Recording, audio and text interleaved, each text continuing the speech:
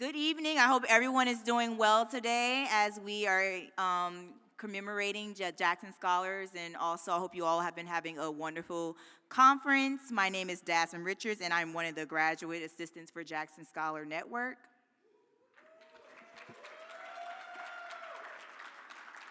Hello, good evening. I'm Ruth Bwamajukum, and I'm also a grad assistant for Jackson Scholars Network.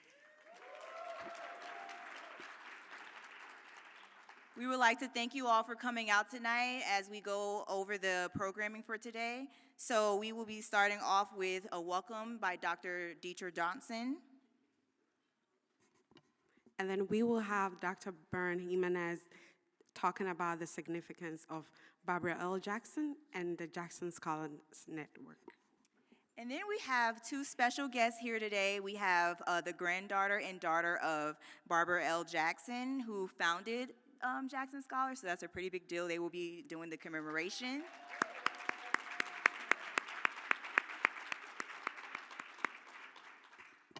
And then we will have Dr. Lomote, who will be recognizing the scholars, the Jackson Scholars, and their mentors. And then to wrap everything together, we will be doing a full circle moment with Dr. Murtada. She will be leading the circle ceremony.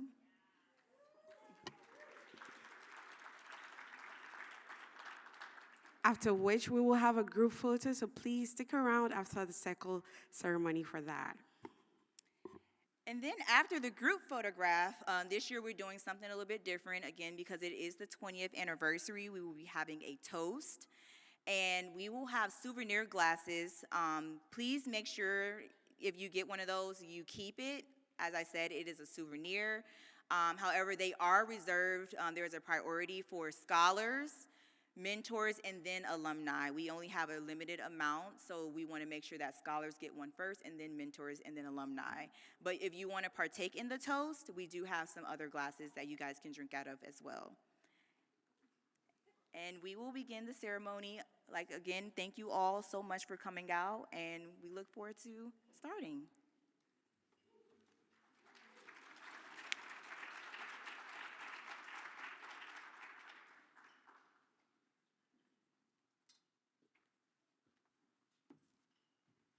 Well, howdy and welcome to you all. It is such a pleasure to be here this evening, and they told me I only had a couple of minutes to talk, but obviously they don't know that I'm a talker. But it is such a pleasure to be here this evening to see all of the wonderful faces, our mentees, our mentors, the alumni, and all of the faculty that has supported us through this journey. Once again, this is the 20th anniversary that we're celebrating the wonderful Barbara L. Jackson, so I'm excited to have been a part of that process. And as I wanted to share with you all, as I am a former Jackson Scholar, it was a It was indeed a wonderful experience, and I would like to recognize that I had not one, not two, not three, but I had 4 mentors. Yes, I was a special girl. And if you ask me how my day is going, it's always going to be, I'm special. I had Dr. Mark Gooden, Dr. Michael Dantley, Dr. Gerardo Lopez, and Dr. Cristobal Rodriguez were my mentors, and they have supported me in everything that I've done. I came into this space 2010, and I have been working in this space and working with students, and so it has been a joy for me to grow and to see the students that I have engaged with to also grow. I spoke with a current Jackson Scholar who indicated to me that I spoke with her during one of the sessions that she was presenting, and it is now published, and she said some of the insight that I gave her and the support and the attention that I gave her helped her. And that's what I think being a mentor is about. How can we move someone forward and pay it forward every time? So that's what I think Dr. Barbara L. Jackson has done, and then not that I'm Barbara L. Jackson, but that's what I think that we should be doing. So once again, my personal and professional experience has been, I can't even begin to tell you how I feel rewarded and just sitting in this space and being able to have this conversation. And to also acknowledge that you all are putting in great work, and the mentees that you're working with, they will be a prime example of all of the effort and time that you're giving them. So once again, thank you all for being here this evening. See, I know how to cut it short. Thank you all for being here this evening, and thank you for all of your work, your commitment, and your dedication to our Jackson Scholars. Thank you so much.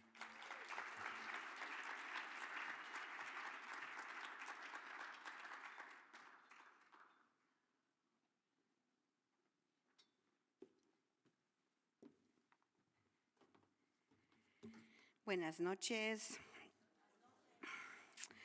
Yo soy Mónica Birne Jiménez, hija de Alejandro e Isabel. Perdón, nieta. Uy, mis papás, no sé qué vayan a decir. Nieta de Alejandro e Isabel, Gustavo y Ernestina, hija de Armando y Graciela. Vengo de las playas del Perú, las montañas de México, y nacida, creída en las orillas del Hudson River. You got that part, right? I am Mónica Byrne Jiménez. I'm the executive director of UCEA. More importantly, I am the granddaughter of Alejandro and Isabel, of Gustavo and Ernestina. I'm the daughter of Armando and Graciela.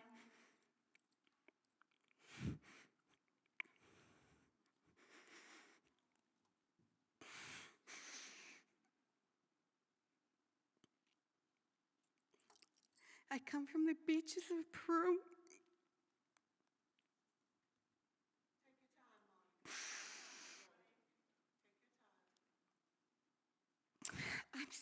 I'm sorry. But somos familia. We're a family. So my father passed away 3 weeks ago. So I share that with you because we are a familia. And that's what this Jackson Scholar Network does. It keeps us real, it keeps us connected. So I come from the beaches of Peru. I come from the mountains of Mexico. And I was raised on the banks of the Hudson River. And that just happened there, that moment of connection, I think, is what the Barbara Jackson Scholars is about.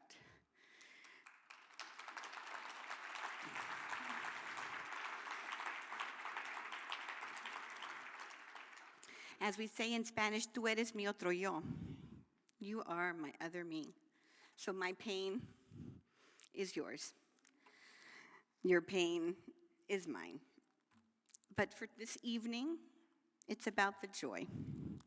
So the joy of standing here as the first executive director of color of UCEA, the first executive director of woman color of UCEA, is a joy that I share with you all. Thank you, Madhu. You don't need to stand up for that.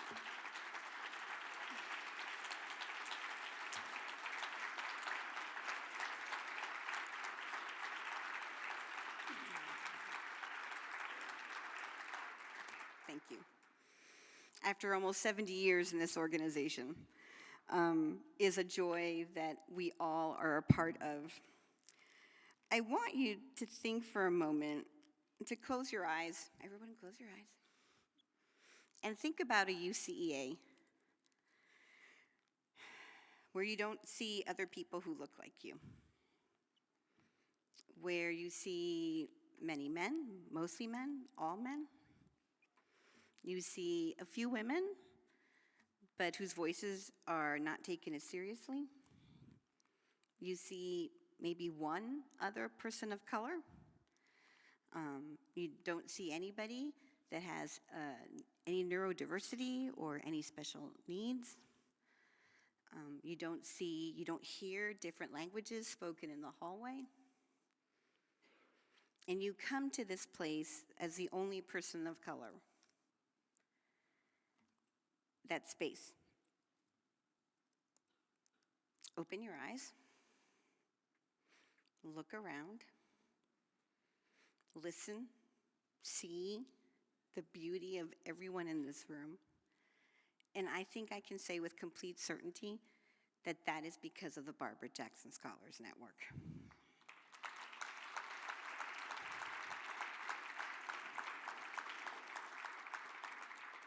And so in this moment of absolute joy and recognition, tú eres mi otro yo, I'm proud of all of you for being here. I'm proud of all of our scholars.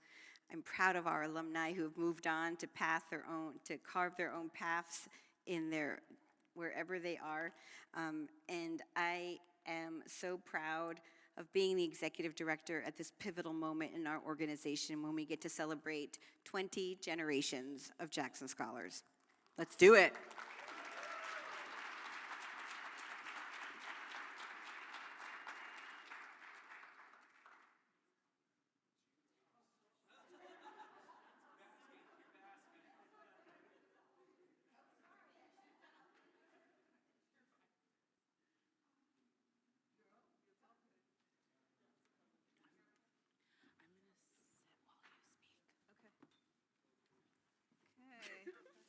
Okay, all right, there you go. Me first. Good evening.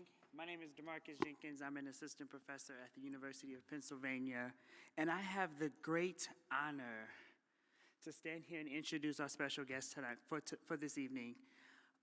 This would not be the commemoration that it deserves without being able to hear directly from Dr. Barbara Jackson's daughter and granddaughter, who is going to share insights and perspectives and just bless us with the word for tonight. So I'm excited to introduce Ms. Carolyn Jackson-Smith, as well as Ms. Michaela Jackson-Smith. Please come.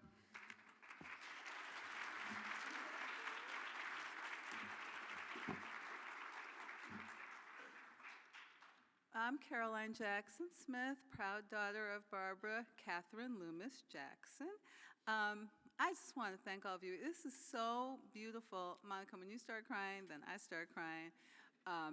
Believe it or not, Wednesday was 11 years since my mom passed. So incredible that this would be happening in this week. And that is really emblematic of my mom. Her spirit was so beautiful and showed up exactly where and when she was supposed to. And Mikey and I wanted to tell you, Mikey's her nickname. We wanted to tell you, we went to dinner in the restaurant. My mother was so there because she loved to eat out. But we had this meal, and then this incredible server decided that our meal was not prepared well after we ate it now. And she came back and said, the meal is on the house. And we were like, so Barbara. Barbara was that person who would say, oh, I had a lovely time going to, meet with these people, and oh my God, they paid me something. So she would always lead from the heart.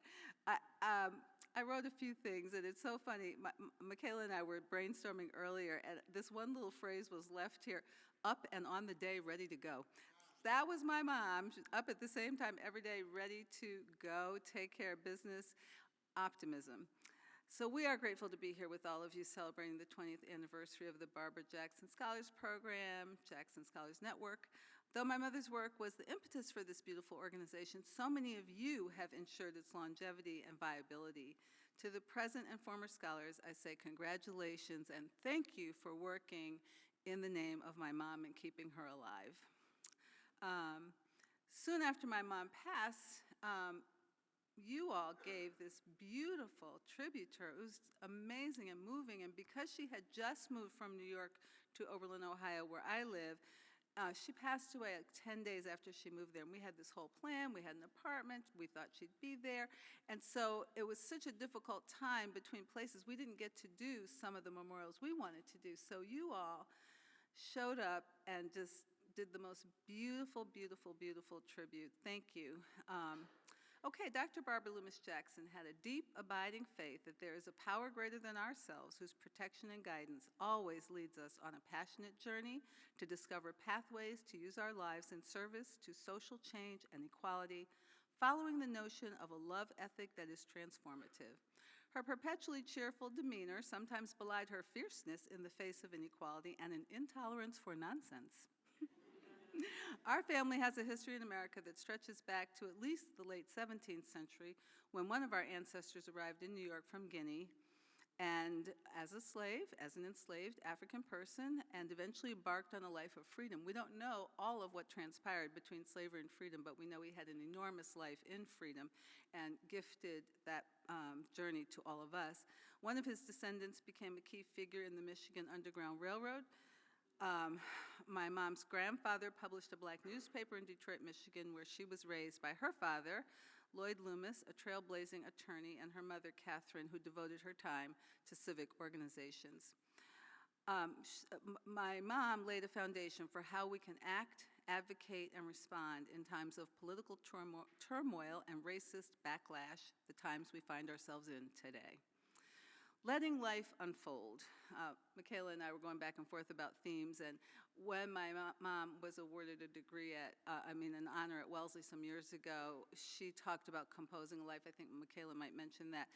So we were thinking about these different themes of her life that really are inspiring to us and to others. So letting life unfold. Dr. Jackson was a piano prodigy as a young person, a college integrator, wife and stay-at-home mom through the 50s, who excelled at everything, even sewing for me and my Barbies, and having the best garden.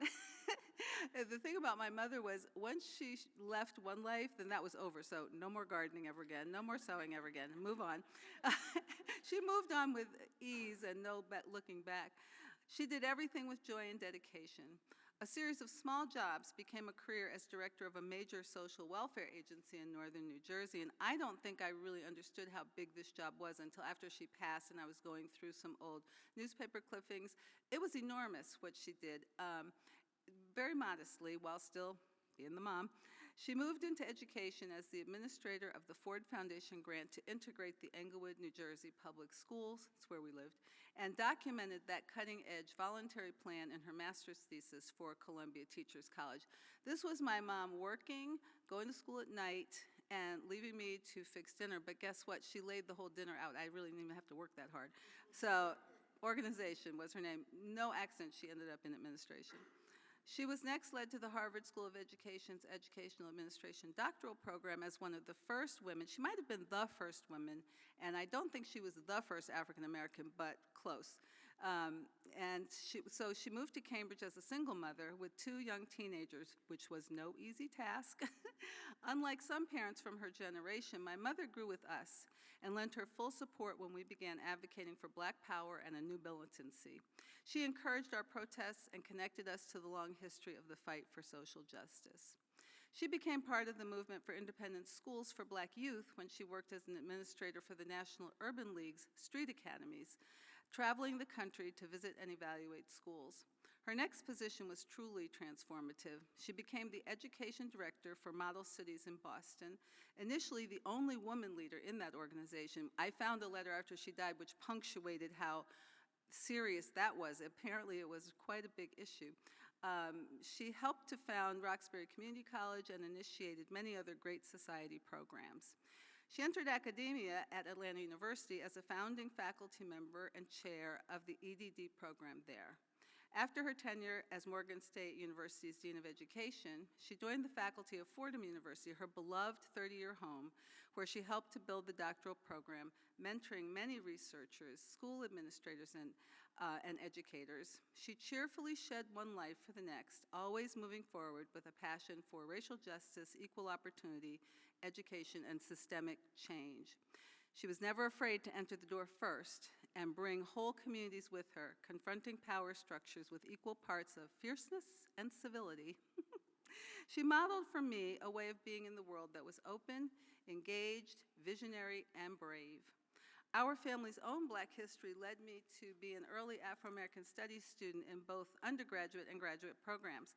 My mom's excitement for learning and growing meant that she took every journey with me. Our love of books meant overflowing libraries. When she moved out of New York, 75 boxes of books that in the middle of Hurricane Katrina, I'm sorry, that is so wrong, Sandy, Sandy, the one in New York, in the middle of the hurricane, we had to find someone who would come and get these 75 boxes of books.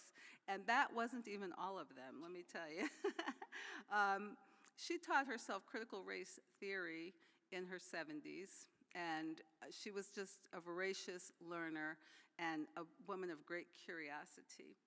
My first career as an inner-city high school teacher flowed directly from being one of the students who integrated the Englewood Public Schools as part of the program that she helped to manage. And later, I found the deepest racism in the Cambridge Mass Public Schools, which really made me a rebel. And that was a time in which our home welcomed friends of mine, my brothers, undergraduates, graduate students, other friends and leaders, and where intense conversations connected us all to the movement. I went on to direct the Afro-American Cultural Center at Yale, and Mom was with me at every turn, so that when I became a theater director, she was there at every show and always brought her signature provocative questions and keen insights. As I transitioned into my current role as Professor of Theater and Africana Studies at Oberlin College, we continued to grow together. I was her original mentee. My brother, William E. Jackson II, and I were the beneficiaries not only of my mother's wisdom and energy, but of the wealth of people and places she brought into our lives. When she became a grandmother to my two daughters, a circle was complete, and they remind me every day of her gifts. Our many chosen family members and all the people she has touched still shine from Dr. Barbara Loomis Jackson's bright light, and we are so grateful that you continue to acknowledge her vision and good works. Thank you so much for having us.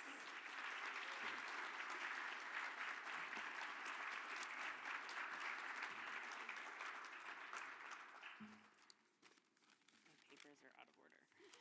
Good evening. I will try not to be too long-winded, but I am my mother's daughter, so. Although I will say my grandmother was very concise. She was a concise woman. So I am Dr. Barbara L. Jackson's second and last granddaughter, Michaela, or Mikey, as my family calls me. And I'd like to begin with an excerpt from inaugural poet Amanda Gorman's very moving piece, The Hill We Climb. She said, "Let the globe, if nothing else, say this is true, that even as we grieved, we grew, that even as we hurt, we hoped, that even as we tired, we tried." These words capture the essence of my grandmother's perseverant, deeply generous, eternally optimistic spirit. My grandma embodied the notion that hard work can fulfill and sustain you at an emotional and soul level if it is mission-driven. She instilled in her countless students, mentees, scholars, and family members, blood and chosen, that when you follow your passion and go where you are called, the future meant for you will manifest. At 18 years old, in the shadow of World War II and on the brink of the ever-continuing Black freedom struggle, my grandmother got on a train to leave her home in Detroit and head to our shared alma mater, Wellesley College, sight unseen. She had never been to that part of the country even, and she had the vision, the courage, and the fortitude to know that that was her path and to trailblaze without a sense of bitterness or rancor for all of the inequities in the world. She felt a responsibility, I think, to face it, to make change, but she did not hold a sense of anger or bitterness, and that was something that always really impressed me. And then, like my mom said, she was still able to embrace and validate other people's righteous anger, but she still held on to this eternal optimism and hope. So for 2 of her 4 years at Wellesley College, she was the only Black student on campus. In fact, the administration wrote her and tried to force her to disclose her race in all interactions so that people didn't get it twisted that she was Black. And they attempted to coerce her to lead with this one element of her identity as opposed to her full personhood. And in response, her father wrote a letter encouraging her to own that she is a proud colored Negro woman, but she doesn't owe anybody an explanation, and she could own who she was without having to explain herself.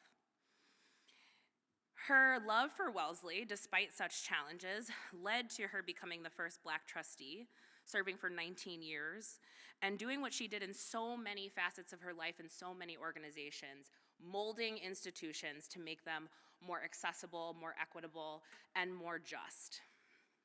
A direct result was that I was able to go to Wellesley and have a pretty solid experience. So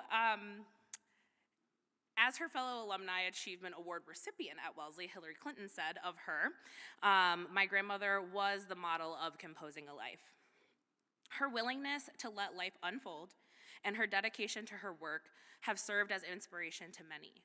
The Jackson Scholars Network is a prime example of this, and I personally am so inspired by so many of the presentations, and I was reading through the program, and I was like reading so many out loud to my mom, and I was like, I want to go to this, I want to go to this.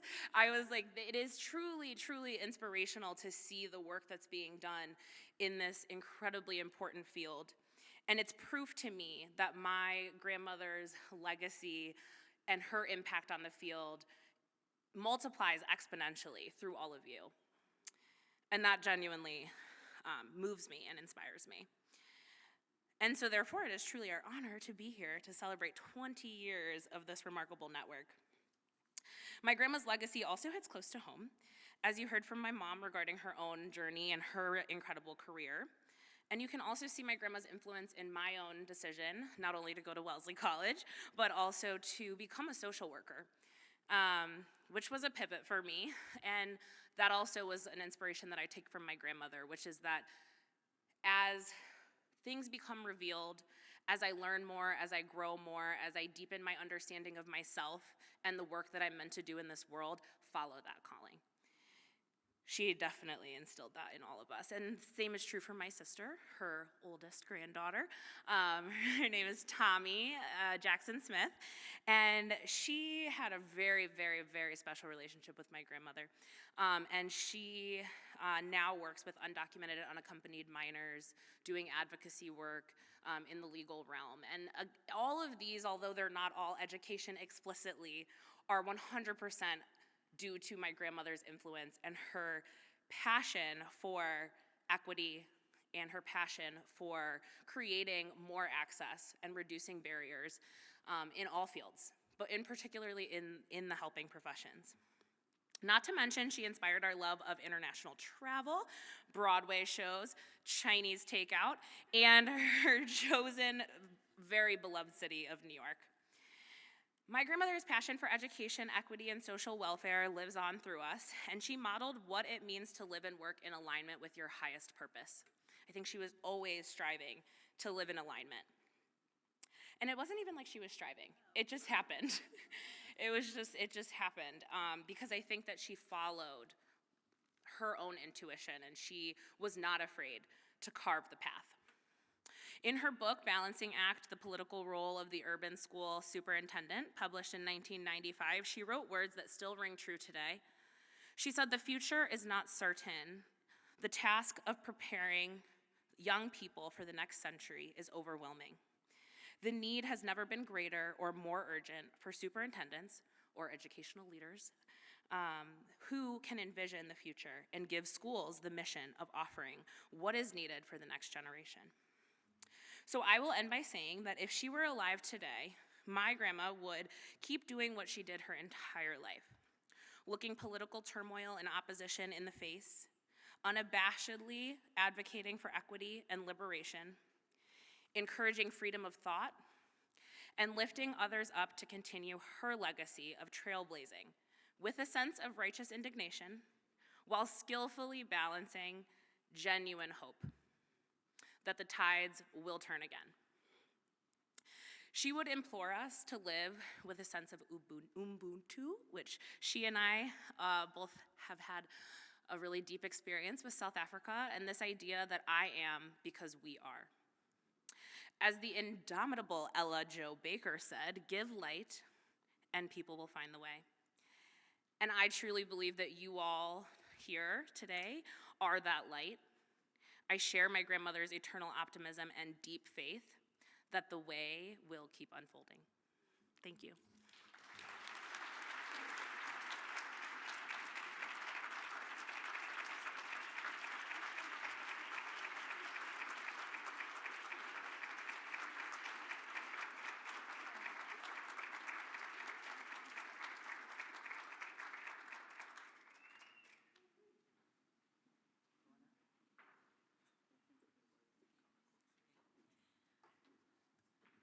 Everyone, that was wonderful. Thank you both so much. Thank you.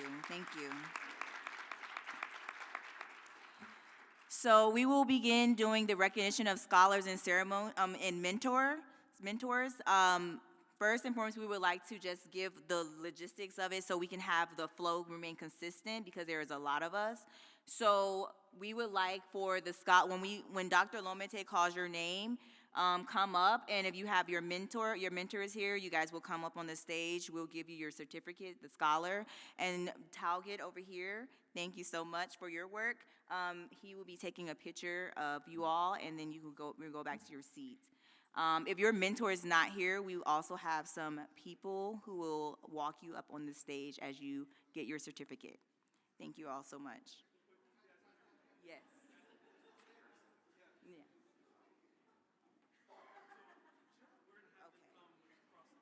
Okay, yes. All right. Sorry, y'all. I didn't even realize. Okay, so yes. Once you get your certificate, come down the stairs, and then you'll come back around this way for a good flow. Yes. Okay. Okay, perfect. Thank you. Don't go up the stairs, y'all.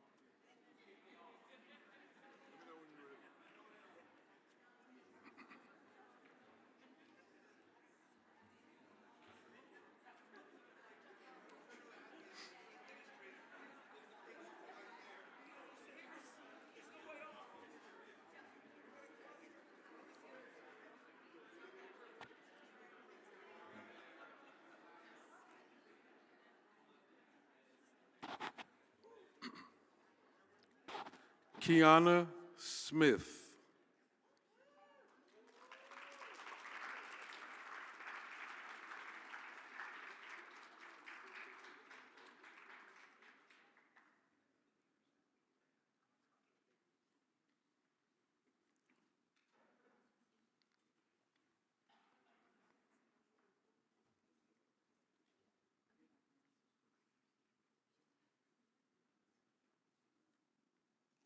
Tiffany Tan.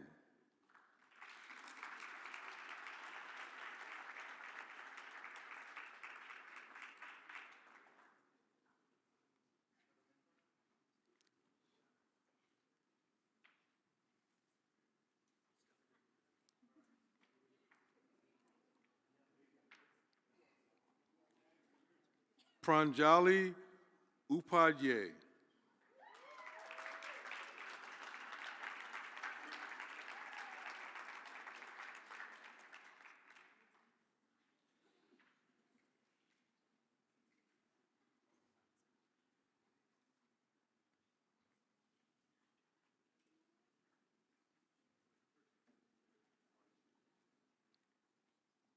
Amog Basavaraj.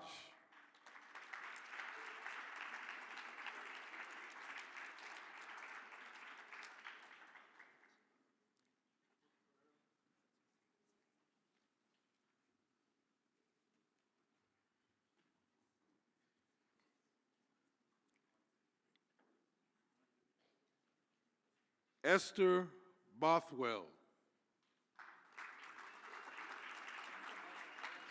Simone McCullum.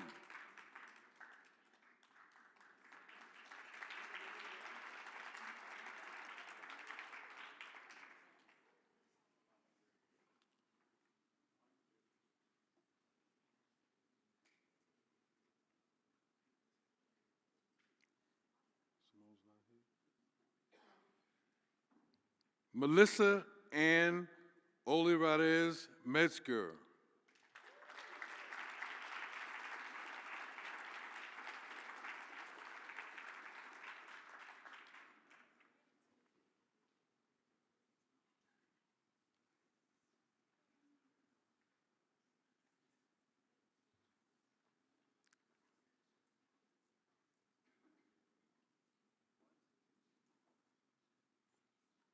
Amber Clark.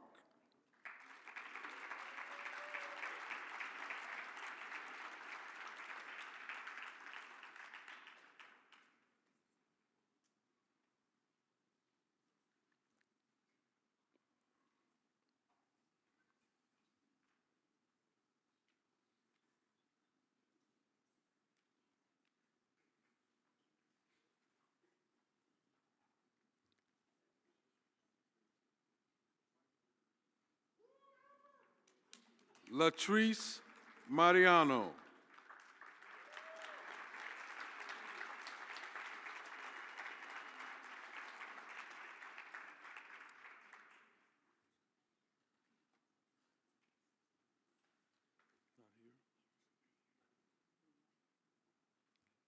Melanie Lockett.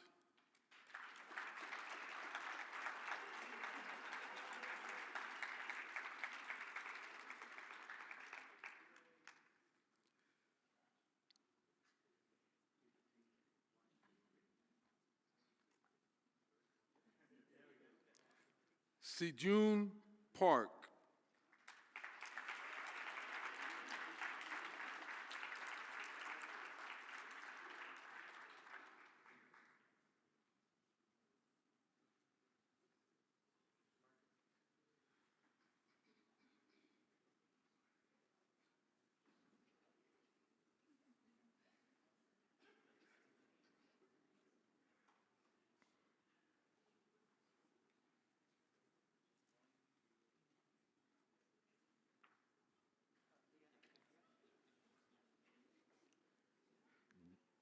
Darren D. DuBose.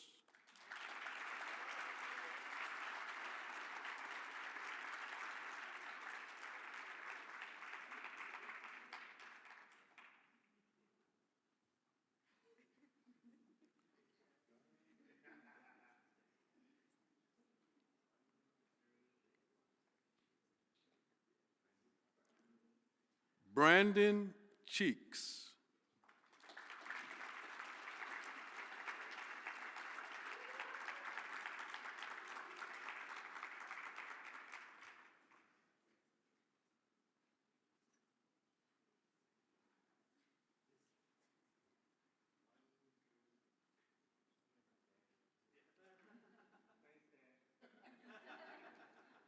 Deontay Iverson.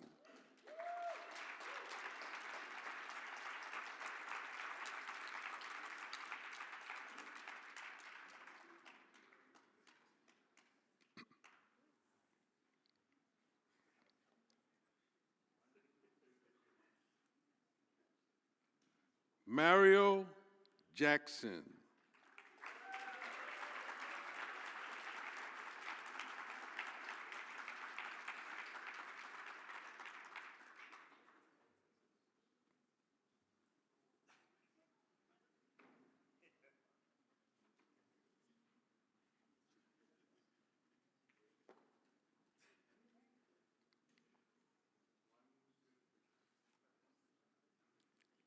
Alvin McCory.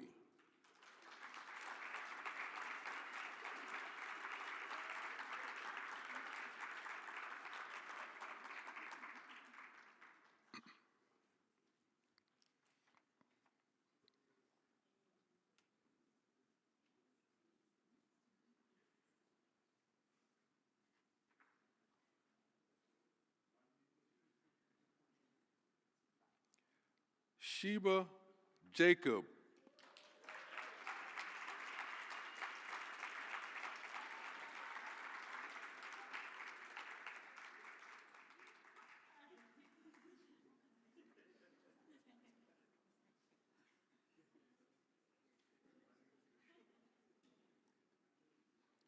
Andrea Sullivan.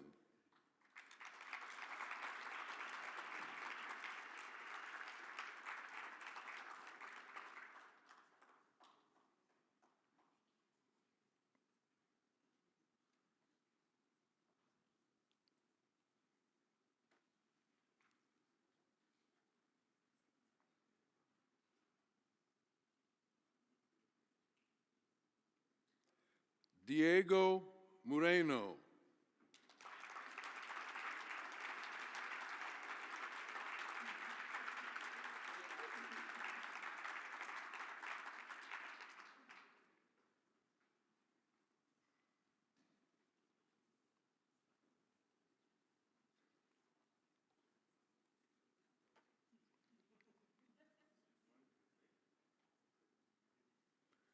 Chance Weidman.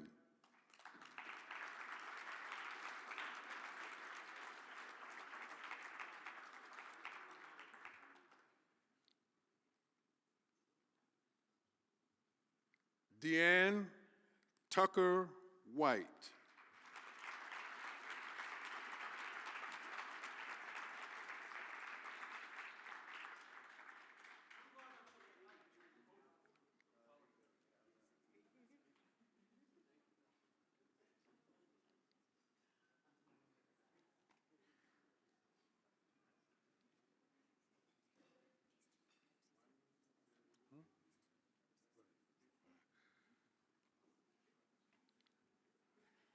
Gerald Rout and Paul Coe.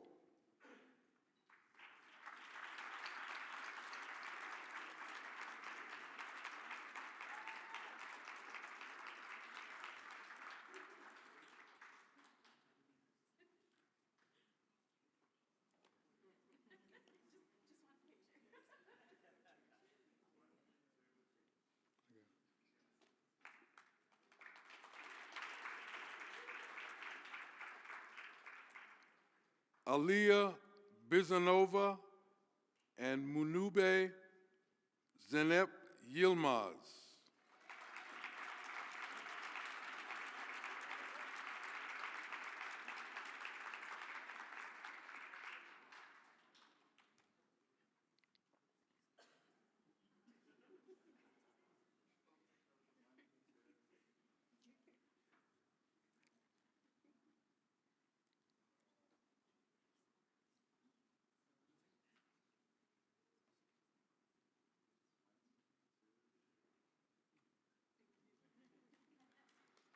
Olave Sebastian.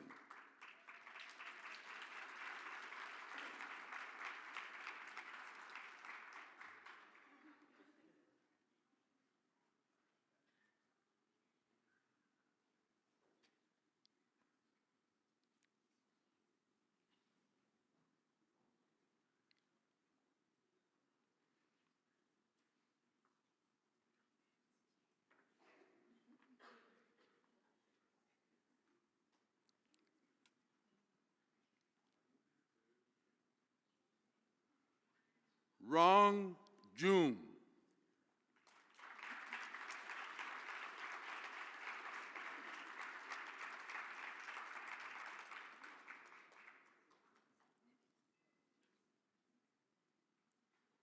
Melanie Daniel and Caitlin Ogden.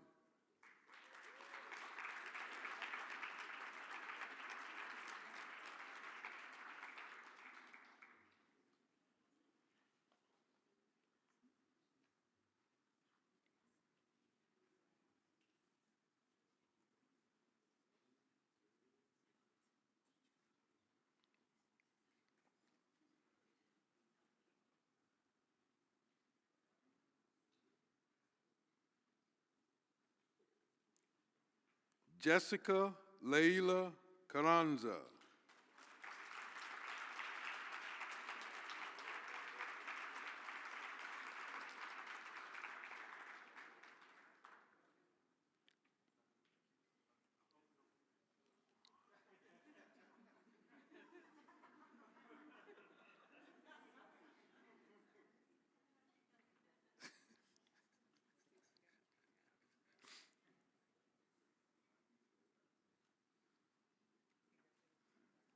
Christian Elliott and Kelly Glover.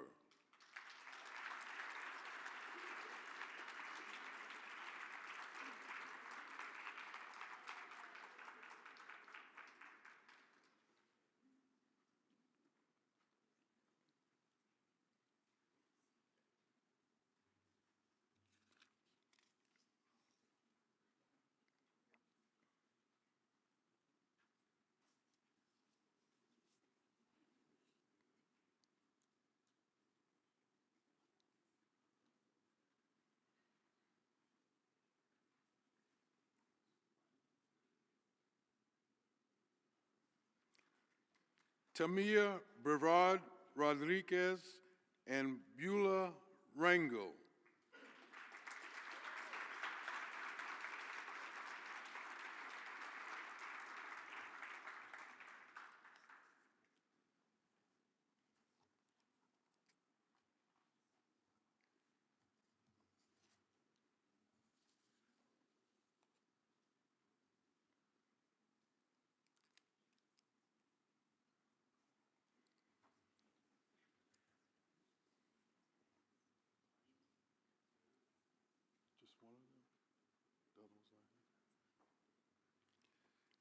Eric Torres Lavon Wesley.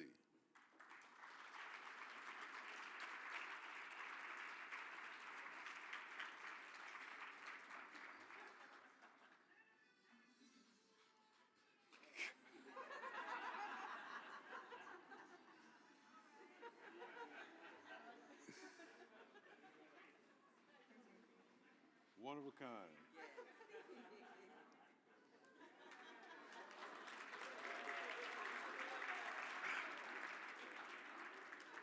Jason Richardson.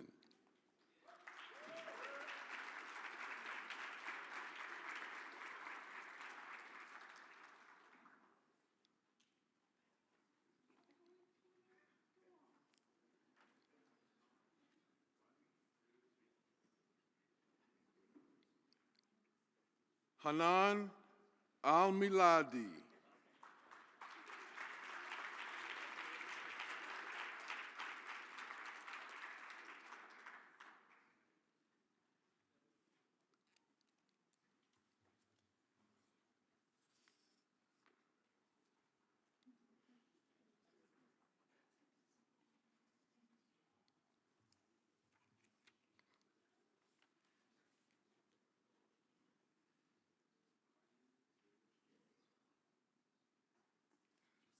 Daphne Bell and Yarabel Mercedes.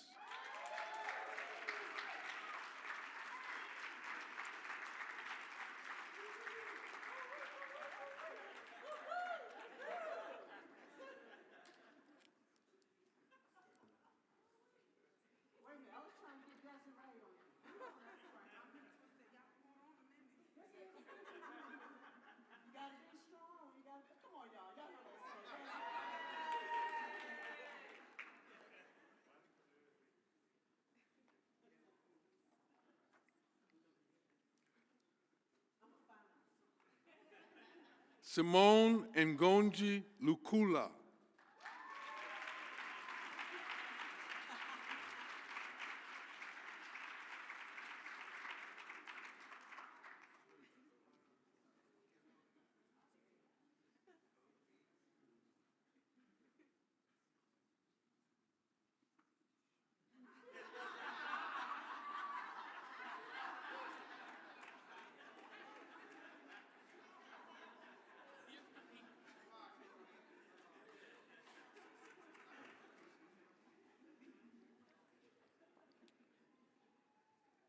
Kia Johnson.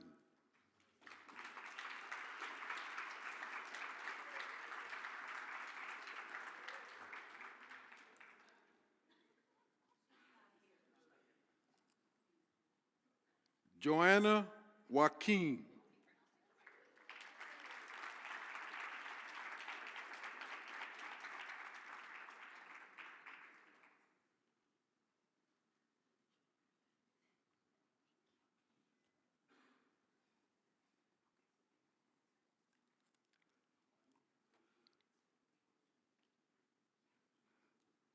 Annalisa Martinez Morris and Finune Shaibi.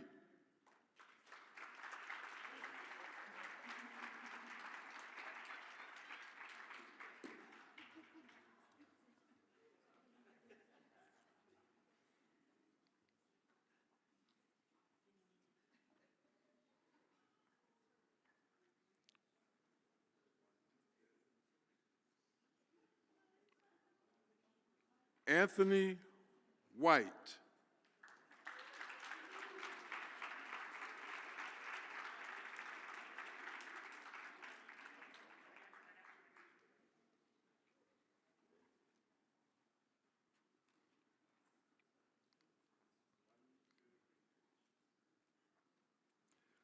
Florencio Ogwin. And Eric Urigas.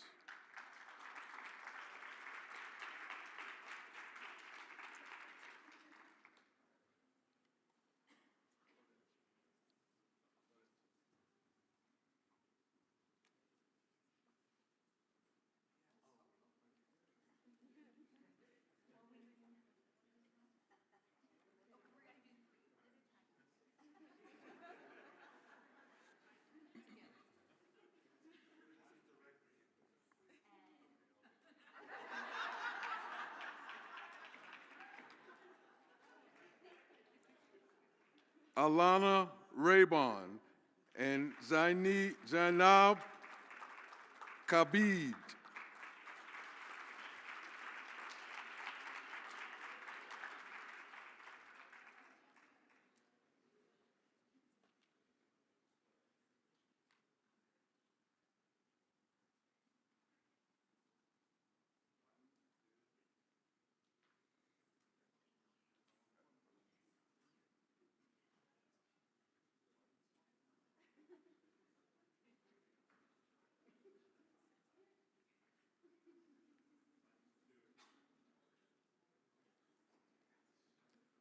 Jesse Bullock and April Mouton.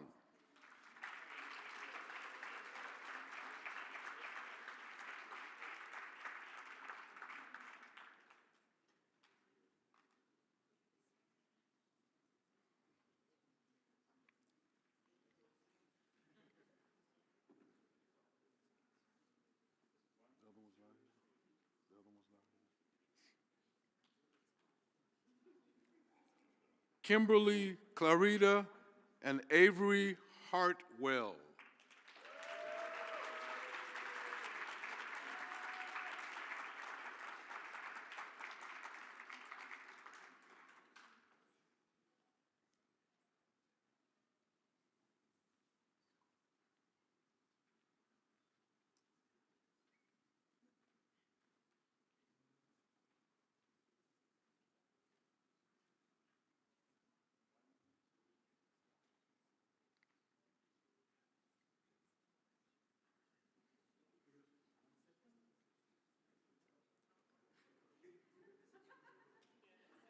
Arlene Godwin, Janika Winfrey.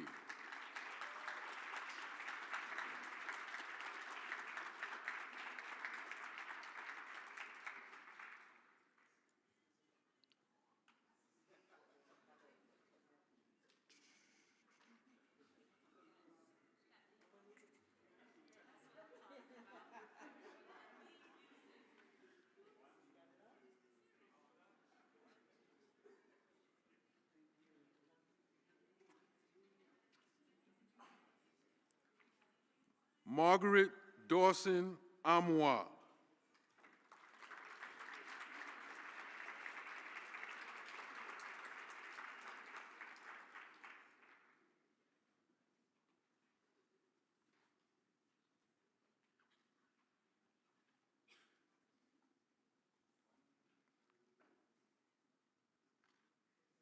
Troy Brown and Rashawn Reed.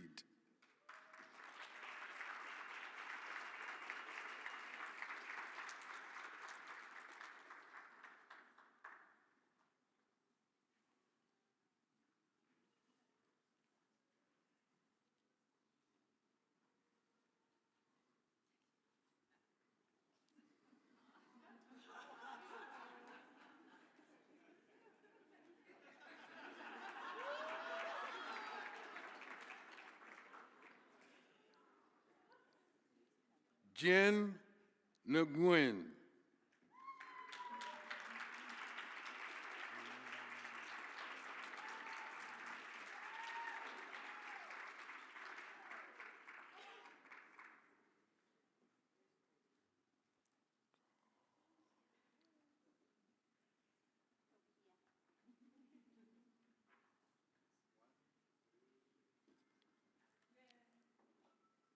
Carl Donovan Greer.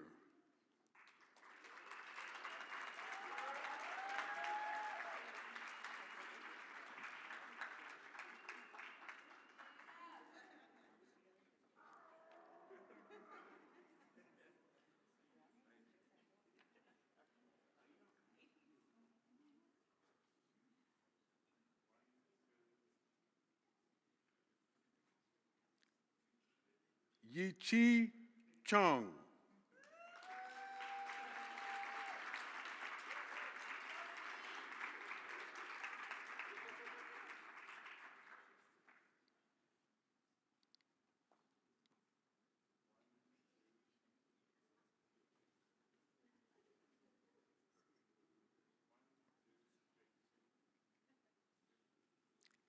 Isaiah Moore. Sarah.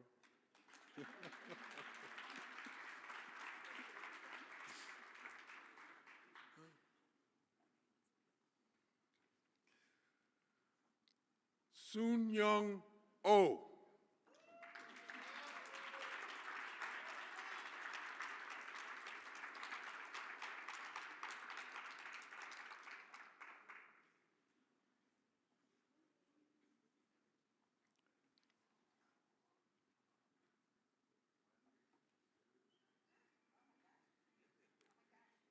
April Wade.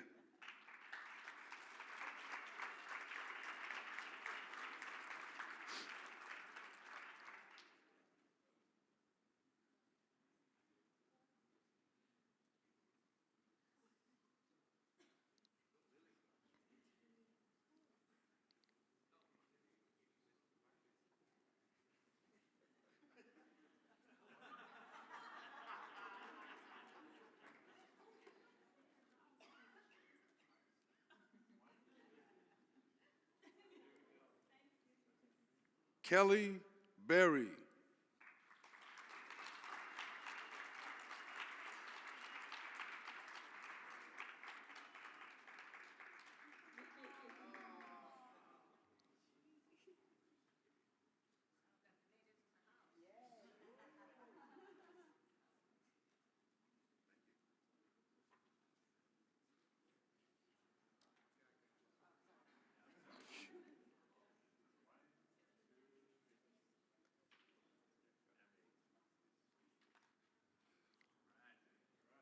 Desiree O'Neill.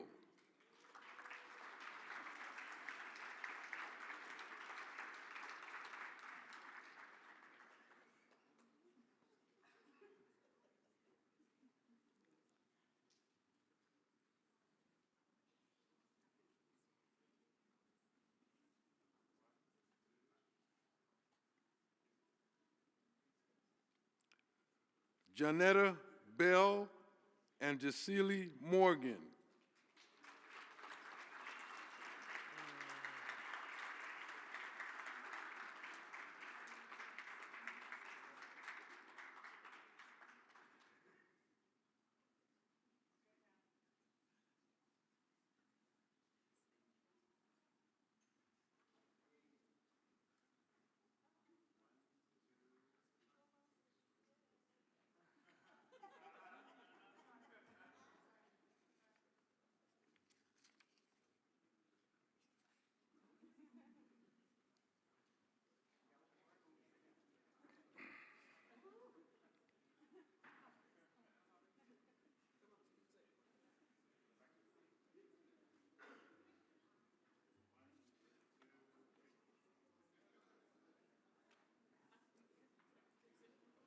Hayu Jung.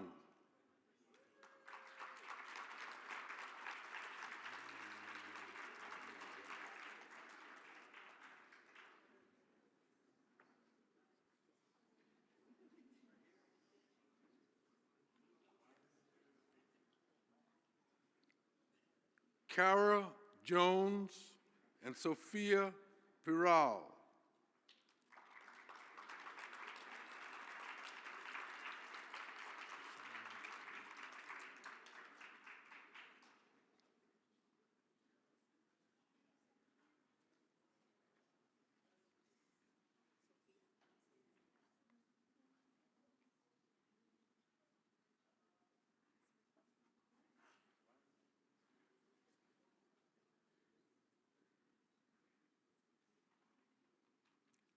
Melissa Ann Berrueta.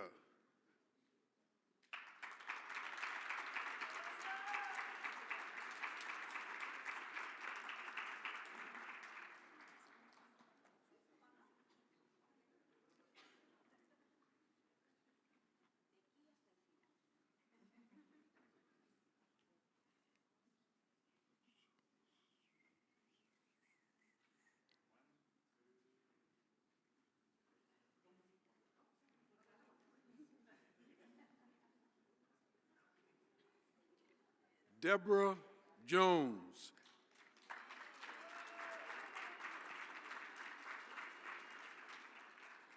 and Maritza Salazar.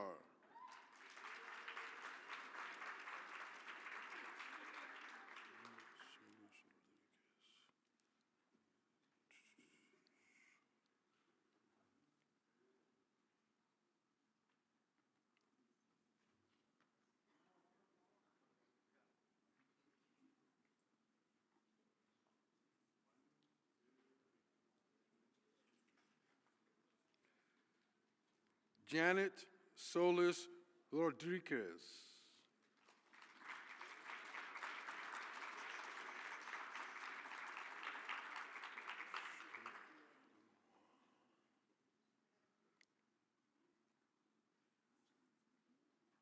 Not here.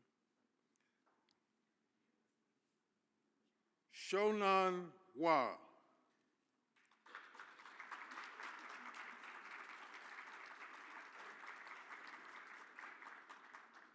And Ruby Pham Stewart.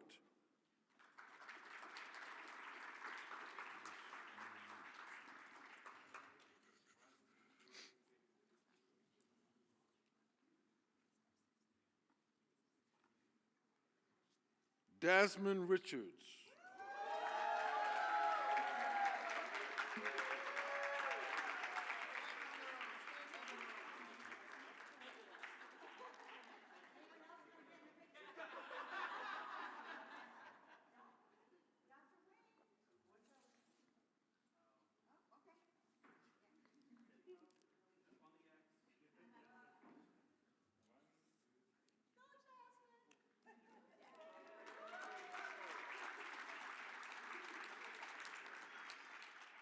Xinyi Jun.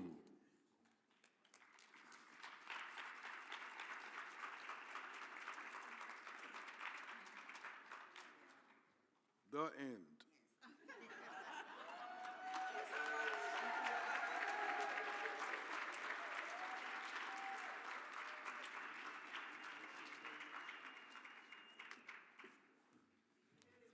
So we thank you, Kofi, for your help.